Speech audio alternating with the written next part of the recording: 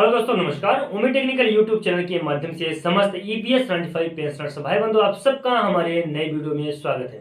दोस्तों, EPS 95 pensioners के बहुत ही महत्वपूर्ण खुशखबरी भरा संदेश निकल के आ रहा है। अब आप बोलेंगे कि मैसेज कहां से निकल के आया, तो मैं आपको बता दूं कि श्रम मंत्रालय की तरफ से ईपीएस 95 पेंशनर्स की पेंशन में वृद्धि को लेकर काफी महत्वपूर्ण अपडेट सामने निकल के आ रही है वहां से।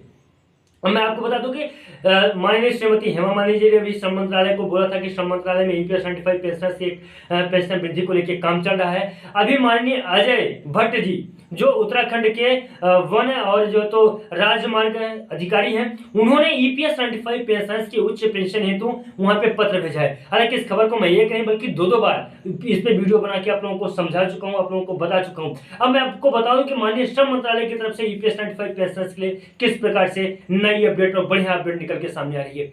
तो ये दो चीजों को ध्यान में आप रखिएगा। पहला नंबर जो चीज था कि माननीय श्रीमती हेमा मालिनी जी की तरफ से बोला गया था।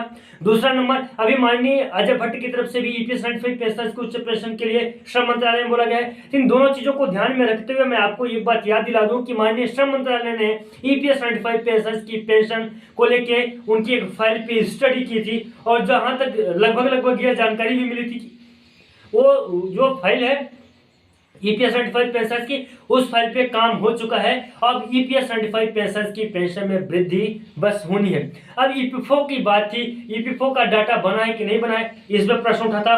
तो ये भी जो ईपीएफओ के जो वरिष्ठ अधिकारियों के माध्यम से जानकारी मिली थी कि ईपीएस 95 पेंशन की पेंशन वृद्धि को लेकर जो एक डाटा बनना था वो डाटा कंप्लीट हो चुका है, बन चुका है। तो दोनों तरफ से आप देखिए, जो ईपीएफओ है वहां से भी और जो माननीय श्रम मंत्रालय यहाँ से भी, तो ईपीएफओ भी ईपीएस 95 पेंशन की पेंशन में वृद्धि को लेकर सहमत और माननीय श्रम मंत्रालय भी ईपीएस 95 पेंशन की पेंशन में वृद्धि को लेकर सहमत। अब दोनों तरफ से पेंशन में वृद्धि को लेकर सहमत। अब जो जुलाई में माननीय सुप्रीम कोर्ट का एक ईपीएस 95 पेंशनर्स के लिए आदेश आने वाला है। अब बस ये आदेश अगर मान लीजिए माननीय सुप्रीम कोर्ट को भी मालूम पड़ जाता है कि ईपीएफओ जो तो और श्रम मंत्रालय दोनों की तरफ से ईपीएस 95 पेंशन की पेंशन में वृद्धि को लेकर अपडेट आ रही है और ये दोनों लोग तैयार हैं, तो माननीय सुप्रीम कोर्ट के माध्यम से भी ईपीएस 95 पेंशन की पेंशन में वृद्धि हो जाएगी। तो है ईपीएस 95 पेंशन की अच्छी खबर। आप हमें कमेंट कर जरूर बताएं कि क्या इस प्रकार से होगा, तो ईपीएस 95 पेंशन की अच्छी खबर है कि नहीं है। और जैसे ही माननीय सुप्रीम कोर्ट के माध्यम से ईपीएस 95 पेंशन की पेंशन में वृद्धि को लेकर नई अपडेट आएगी,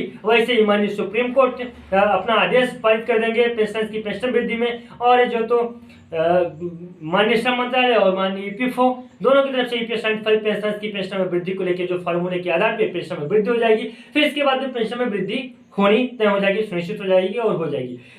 ये अगर मान लीजिए जो जिस हिसाब से अभी काम चल रहा है, अगर इसी प्रकार से काम चला और ये जो मैं अभी बता रहा हूं आपको, अगर ऐसा होता है तो ईपीएस 95 पेंशन के लिए काफी महत्वपूर्ण खुशखबरी भरा संदेश हो सकता है। अगर ऐसा नहीं होता है तो फिर ईपीएस 95 पेंशन की पेंशन में फिर भी वृद्धि तो होगा ही, लेकिन कब तक में वृद्धि होगा इस बात को कहा नहीं जा सकता है। बाकी दोस्तों, आपको ये जानकारी इंफॉर्मेशन कैसी लगी आप हमें कमेंट कर जरूर बताएं। और साथ ही साथ मैं आपसे रिक्वेस्ट करता हूं कि अगर अभी तक आपने हमारे यूट्यूब चैनल को सब्सक्राइब नहीं किया है तो चैनल को सब्सक्राइब कर बेल की घंटी को जरूर प्रेस कर दें।